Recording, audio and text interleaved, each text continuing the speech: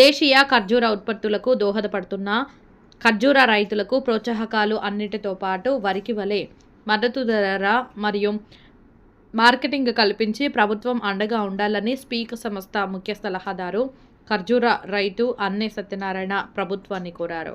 హైదరాబాద్లోని సోమాజిగూడ ప్రెస్ క్లబ్లో రైతులు సాంప్రదాయ పంటల నుండి వాణిజ్య పంటల వైపు మళ్లాల్సిన అవసరం, ఖర్జూర పంట సాగు మరియు మార్కెటింగ్పై తమ స్పీక్ ఆధ్వర్యంలో జరిపిన అవగాహన సదస్సు ప్రెస్ మీట్లో ఆయన మాట్లాడుతూ రైతులు వరి నుండి ప్రత్యామ్నాయ పంటలకు మళ్లాలి అనే ప్రకటనలుగానే మిగిలిపోతున్న పరిస్థితిని అధిగమించాలి అంటే ఎన్నో పోషక విలువలతో ఉండి జీర్ణ ప్రక్రియ మెరుగుపరిచి రోగ నిరోధక శక్తిని పెద్ద మొత్తంలో పెంచే తాము పండిస్తున్న ఖర్జూర పంట సాగుపై రైతులలో అవగాహన పెంచాలని అధికారులు సూచిస్తున్న పామాయిల్ పంటకు సహకరిస్తున్న విధంగానే ఈ పంటను సూచించి సహకరించినట్లు అయితే దండగగా భావించబడుతున్న వ్యవసాయం రైతుల ఇళ్లలో పండగ వాతావరణం తేగలదు అన్నారు. సమాజం, ప్రజలు కూడా ఖర్జూర ప్రతిరోజు తమ ఆహారంలో భాగం చేసుకున్నట్లయితే ఆరోగ్యవంతమైన సమాజం, తద్వారా అభివృద్ధి చెందిన సమాజం సాధించగలమన్న ఈ కార్యక్రమంలో స్పీక్ అధ్యక్షుడు విద్యాసాగర్, సైంటిస్ట్ ఏవి రావు, ఖర్జూర రైతులు ఎల్లారెడ్డి, అశోక్, భరత్ కుమార్, ప్రభాకర్ రెడ్డి, అర్జున్ రెడ్డి, దేవేందర్, సమత్, కోటం రాజు తదితరులు పాల్గొన్నారు.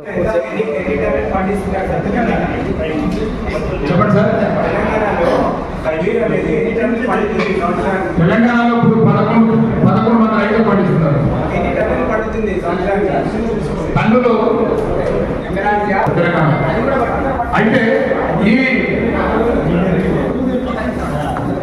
అయితే ఇప్పుడు మీరు చెప్తున్నారు చూడండి, ఈ డేట్స్ ఎలైట్ డేట్స్, ఈ డేట్స్ బరికి ఇంకో 1 వీక్ లో కూడా వస్తాయి. ఇవి ఇండియా సూటబుల్ డేట్స్.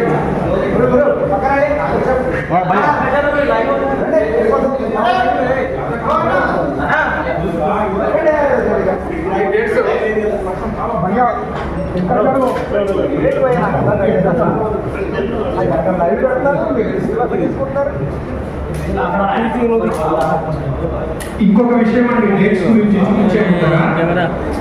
ఇది ప్రపంచంలో అతి పురాతనమైన వేల సంవత్సరాల నుంచి ఉన్నది. చాలా ప్రపంచంలో అతి ప్రాచీనమైన ఇది చాలా power house, nutritional power house.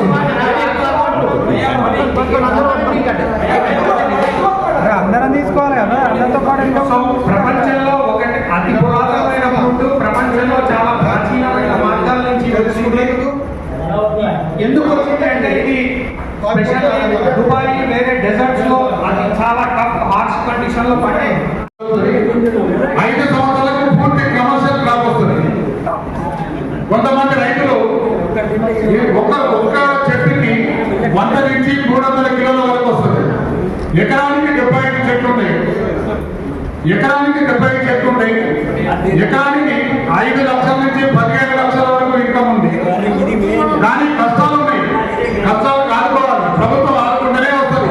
ఇది ఎక్కడో పెట్టి చేసే పంట కాదు. ఇది ఇటువంటి కష్టమైన పంటకు ఇండోనేషియా నుంచి మనకు విపరీతమైన ఆటలు ఉన్నాయి. అయినా హైదరాబాద్ పబ్లిక్ కి మన పబ్లిక్ తినిపేయాలనే ఉద్దేశంతో మా రైతులందరూ ఇక్కడికి ఖర్జూర తినిపియాలి, వీళ్ళకి చూపియాలి. మీరు చూడండి ఈ టేస్ట్, ఇది తిన్న తర్వాత ఇంకా పెరగాలనిపిస్తూ ఉంటుంది. ఈ రెడ్ డేట్స్ అనేది ఎలైట్ డేట్స్, దీని తర్వాత వచ్చేది ఎల్లో కలర్ వచ్చిన డేట్స్, ఇవి బర్గీ డేట్స్ ఇంకా 1 మంత్ వస్తాయి. ఈ 1 మంత్ ఖర్జూర, ఫ్రెష్ ఖర్జూర ఎంత తినాలనిపిస్తూనే ఉంటుంది.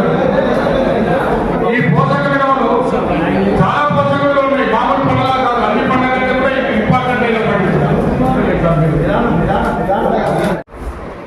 ప్రభుత్వం ఆచరిస్తున్నట్టు మేము కూడా వరికి ప్రత్యామ్నాయ పంటలు వేయాలనే ప్రభుత్వ సంకల్పంతో మేము కూడా అందరం ఈ వరికి బదులుగా మేము మాకు కష్టమైనప్పటికీ అందరము ఈ ఖర్జూర పంట అనేది మన దగ్గర మన తెలంగాణలో వేస్తున్నాము. ఈ ఖర్జూర పంట ఎట్లుందంటే వేరే దుబాయ్ కంట్రీలో వేరే కంట్రీలో ఉన్నట్టు కాకుండా ఫ్రెష్ ఖర్జూర ప్రపంచంలోనే మన స్వీట్. గుజరాత్ నుంచి ఇక్కడ స్వీట్ తెస్తున్నప్పటికీ కూడా ఈ ఖర్జూర మనకి ఇక్కడ చాలా ప్రాముఖ్యం ఉంది, ఈ స్వీట్ ఉంది. కాబట్టి గుజరాత్ ఖర్జూరం చూసి మోసపోకండి. తెలుగు ప్రజలు తెలుగు రాష్ట్రాల ఖర్జూర తినండి. దీంతో పోషక విలువలు వస్తాయి, ఆరోగ్యంగా ఉంటారు. షుగర్ పేషెంట్లు కూడా తినవచ్చు. షుగర్ పేషెంట్లు కానీ ఎవరైనా తినవచ్చు. అయితే ఈ ఖర్జూర ప్రత్యామ్నాయ పంటల్లో ముఖ్యంగా మేము సెలెక్ట్ చేసుకున్న పంట ఈ ఖర్జూర పంట. ఇది కాకుండా ఇతర పంటలకు కూడా ప్రభుత్వం ఏదైతుందో మేము కూడా మా స్పీక్ తరఫున అందరము ప్రత్యామ్నాయ పంటలు, వేరే పంటలు, వరి కాకుండా వేరే పంటలకు మేము అందరం సహకరిస్తున్నాం. వేరే పంటలకు వెళ్తానికి కూడా మేము ముందుకు వస్తున్నాము. ఈ ఖర్జూర లాగానే వేరే పంటలు కూడా వస్తాము. ఖర్జూరలో పరిహి వెరైటీ అనేది చాలా స్వీట్ ఉంటుంది. ఈ ఖర్జూర అనేది చాలా ముఖ్యం.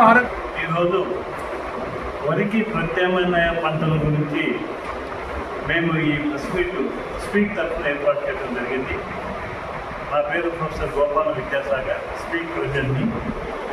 మా స్పీక్ సలహాదారు అల్లె సత్యనారాయణ గారు, నేను, మా స్పీక్ కమిటీ సభ్యులు అందరం కూడా ఈ యొక్క వ్యవసాయం పైన మనం కేంద్రీకరించాల్సిన అవసరం ఉందని చెప్పేసి భావిస్తూ, ముఖ్యంగా ప్రభుత్వం ఏదైతే నిర్ణయం తీసుకొని వరికి ప్రత్యామ్నాయంగా పంటలు పండించాలని ప్రచారం చేస్తుందో దానిలో భాగంగానే మేము కూడా ప్రభుత్వానికి సహాయకారిగా ఉండాలని చెప్పేసి మరి ఇది ఆదర్శ రైతులను కలుపుకొని ప్రజలలోకి పోయినట్లయితే ఆదర్శ రైతుల భాగస్వామ్యంతో కనుక ఈ కార్యక్రమాన్ని నిర్వహించినట్లయితే సఫలమవుతుందని చెప్పేసి మేము అనుకుంటున్నాము. వరి ఒకటే వేసుకుంటా పోతే చివరికి పెస్టిసైడ్స్ చల్లాల్సి వస్తుంది, దానికి తెగులు వస్తుంది, రైతుకు రాబడి కూడా తగ్గుతుంది, భూసారం తగ్గుతుంది. కాబట్టి వేరే పంటలు వేసుకోవడానికి కూడా అవకాశం లేకుండా పోతుంది అనతి కాలంలోనే. కాబట్టి ఇప్పుడు ప్రత్యామ్నాయ పంటలు, కొన్ని వర్షాలు పడని ప్రాంతాలు ఉన్నాయి, కొన్ని మెట్ట ప్రాంతాలు ఉన్నాయి, కొన్ని ఇసుక ప్రాంతాలు ఉన్నాయి. వాటిలో ఏ పంట వేస్తే బాగుంటుందో, మరి ఏదైతే లాభదాయకంగా ఉంటుందో దానిని సజెస్ట్ చేయాల్సినటువంటి బాధ్యత మరి ప్రభుత్వం పైన, మాలాంటి సంస్థల పైన ఉందని చెప్పేసి మేము భావిస్తూ దాన్ని ఒక బాధ్యతగా తీసుకొని ముందుకు రావడం జరిగింది. ముఖ్యంగా రైతు ప్రయోజనాలు కాపాడవలసిన బాధ్యత ముఖ్యంగా మరి రేవంత్ రెడ్డి సర్కారు తీవ్రంగా కృషి చేస్తుంది. మరి అదే విధంగా మరి రైతుకు ప్రతి పంటకు కూడా మద్దతు ధర ఇచ్చి మినుములు, పెసలు, పప్పు ధాన్యాలు ఇవన్నీ కూడా దిగుమతి చేసుకుంటున్నాము.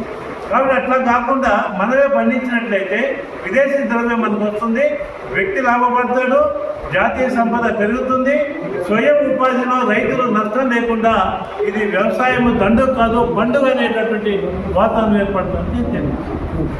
దీనివల్ల చాలా హెవీ ఫైబర్ వస్తుంది. పైగా ఈ ఖర్జూరం ఎలాంటిదంటే ఎక్కడెక్కడో ఎడారిలో పండిన పంట, అంటే చాలా హార్డెస్ట్ సిచ్యువేషన్ తట్టుకొని హార్డెస్ట్ సిచ్యువేషన్లో తట్టుకుంది. ఫైబర్ ఎక్కువ, పైగా అన్ని రోజుల నుంచి ప్రపంచంలో ఇక్కడ తిరిగి ఇక్కడే పండిస్తున్నాం. ఫైబర్ హెవీ క్వాంటిటీ ఉంటుంది. దానివల్ల స్పెషల్లీ వచ్చే రకరకాల వ్యాధుల నుంచి వస్తుంది. ఫ్రెష్ ఖర్జూరం చాలా మందికి తెలియదు. Requesting entire plus to take it to the all Telugu states so that have a Khajura.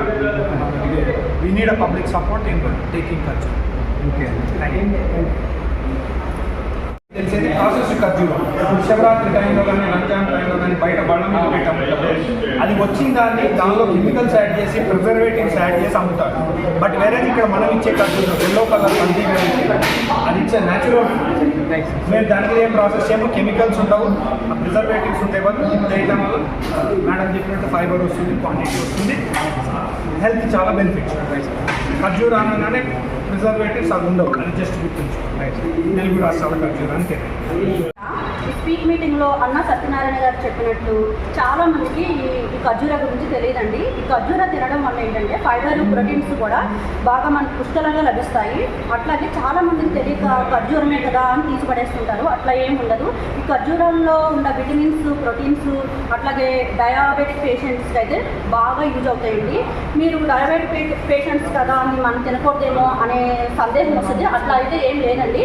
ఈ ఖర్జూరం తినడం వల్ల మనకు ప్రోటీన్స్ ఎక్కువ లభిస్తాయి. ఇప్పుడున్న సిచ్యువేషన్లో అయితే నార్మల్గా చెప్పాలి అంటే మనకి రైస్లో ప్రోటీన్స్ ఉండవు. ఇప్పుడు చిరుధాన్యాల్లో కూడా ఎక్కువ ప్రోటీన్స్ అయితే ఉండట్లేదు.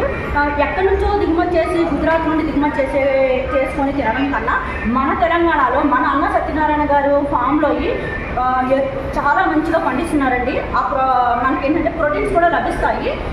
మీరు ఖర్జూర తినడం వల్ల కూడా మనకి పోషక శక్తులు, విటమిన్స్ అవన్నీ మనకు అందుతాయండి. దీని గురించి మీరు ఏం చింతించాల్సిన అవసరమే లేదు డయాబెటిక్ పేషెంట్స్.